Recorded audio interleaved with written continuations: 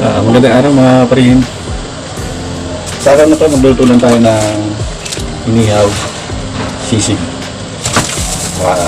pakbet. Tatlo lang lutuin natin. Bali magsasahin muna tayo.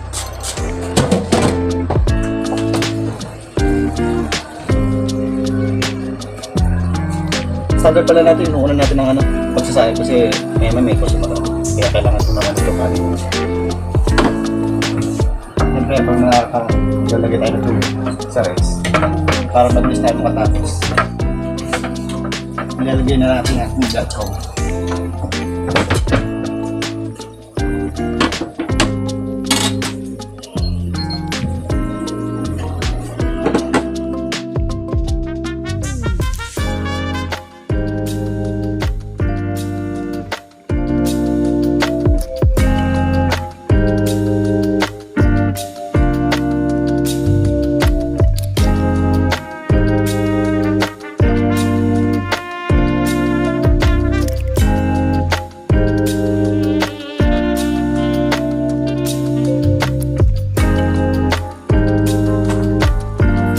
Lalagyan natin sa sisig, white oil.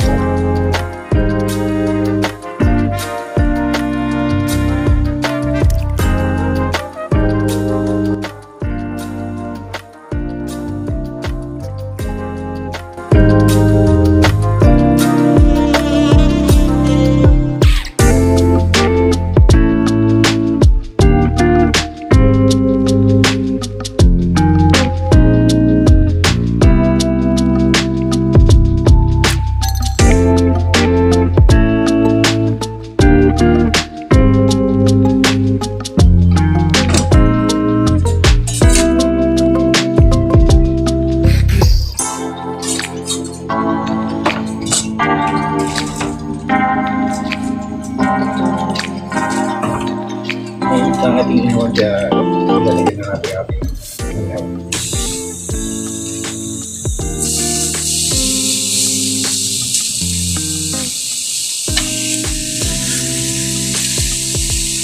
Marinated na pala ito.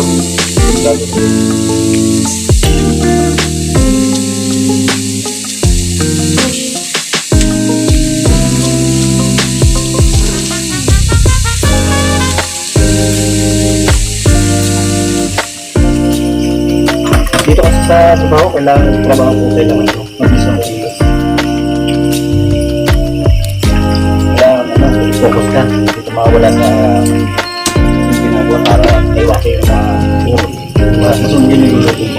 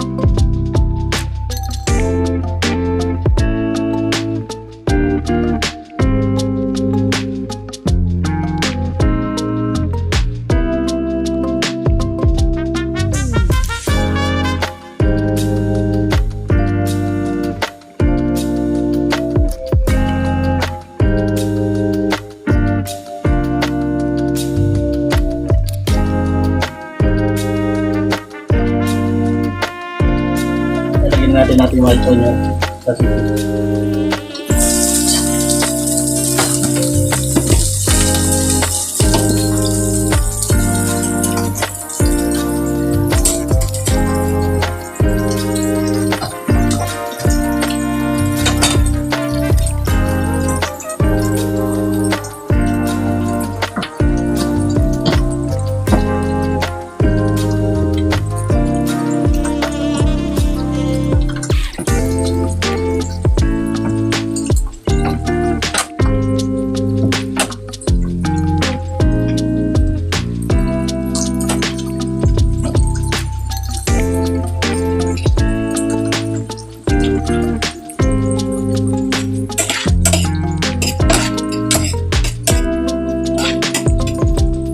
pausin yung ating sisig kasi ano. Ito naman, luto na din to. Minutes na lang siya, parang binibingit ko eh. Lang din natin siya. So, medyo process, tatakipan na nga lang.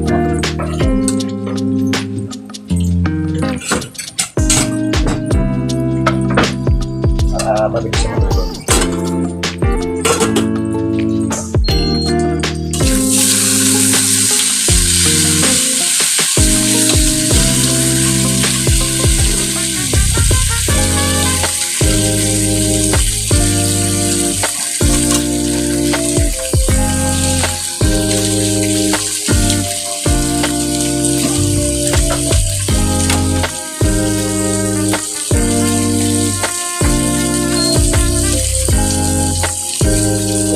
Kasama natin dalawa natin dito. Ang nakasala niya ayusin na natin ang pakit para mabilis tayo makalapit.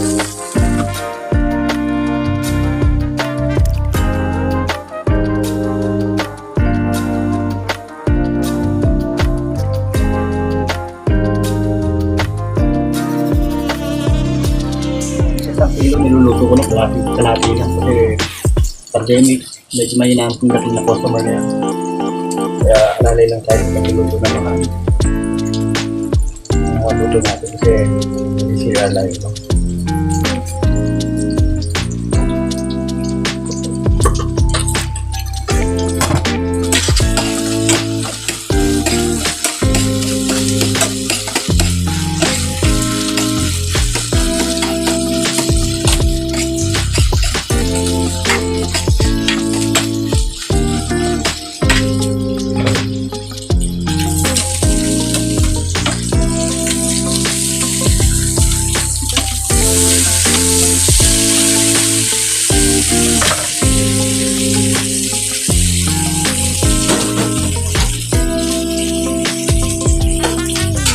Dito natin ilalagay pagkatapos man.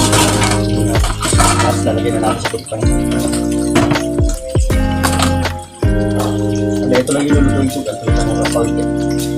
Tatansya ko mga 6 orders lang ito. Mga ano natin. May ibay pa.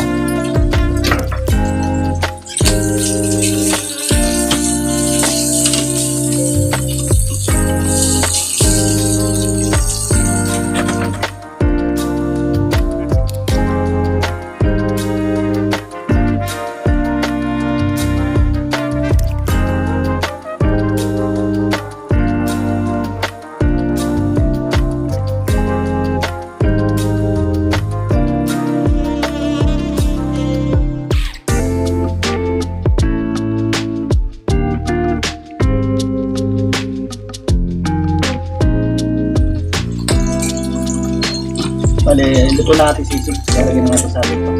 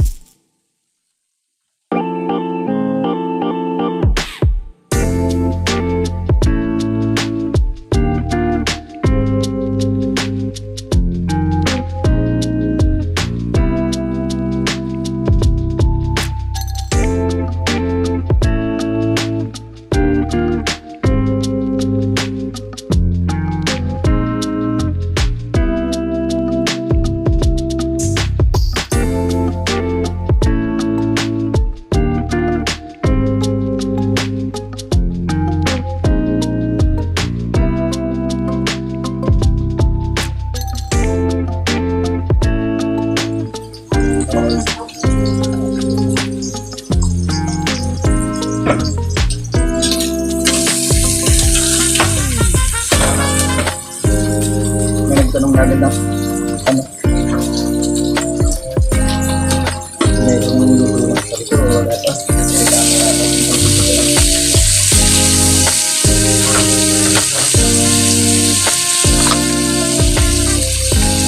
Kaya nga natin makita.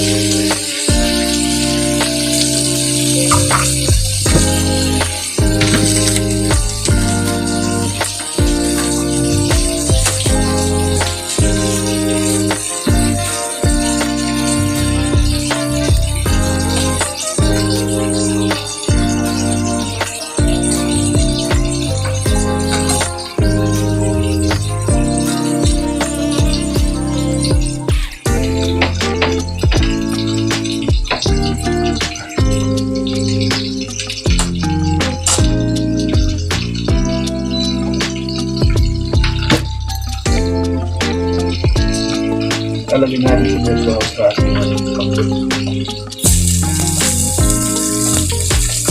Sabay na natin siya ilalagay ito yan, katanong ng konti. Kasi kinuha na natin yung order na.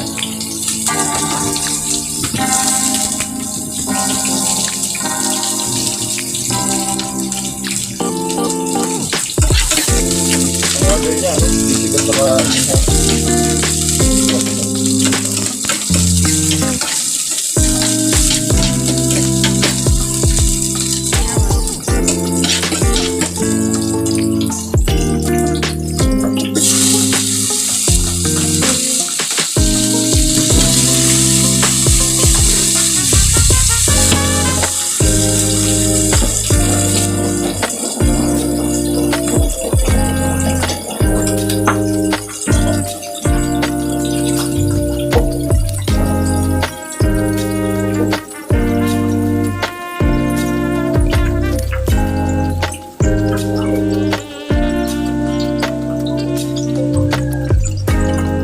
Lagyan na natin no? Sabay na natin sa ilalagay.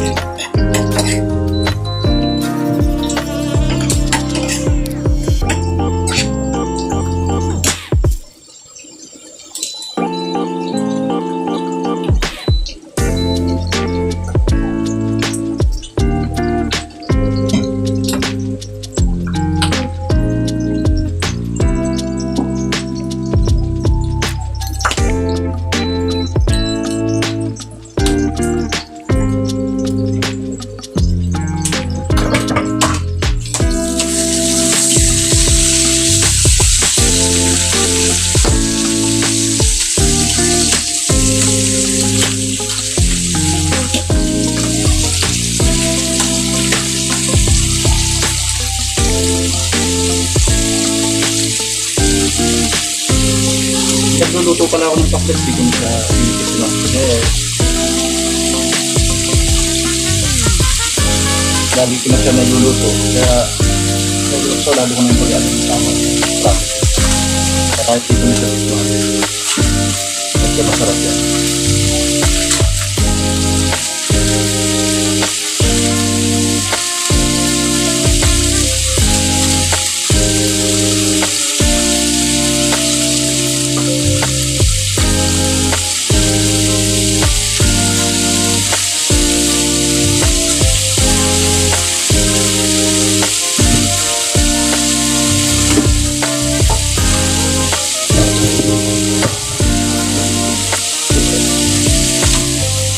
Lagyan na natin ng mga ingredients ng pakbet.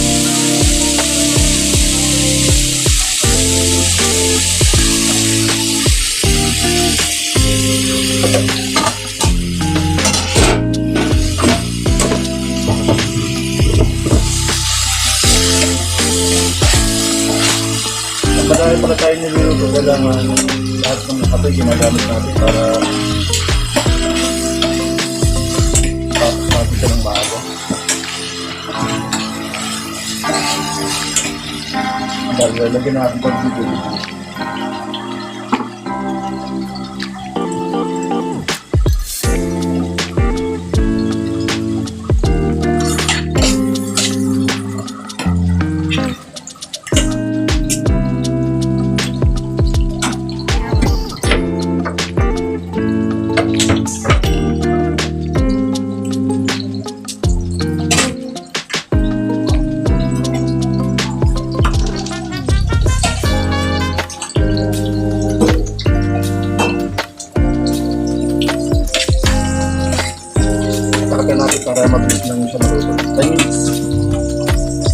5 to 10 minutes natin.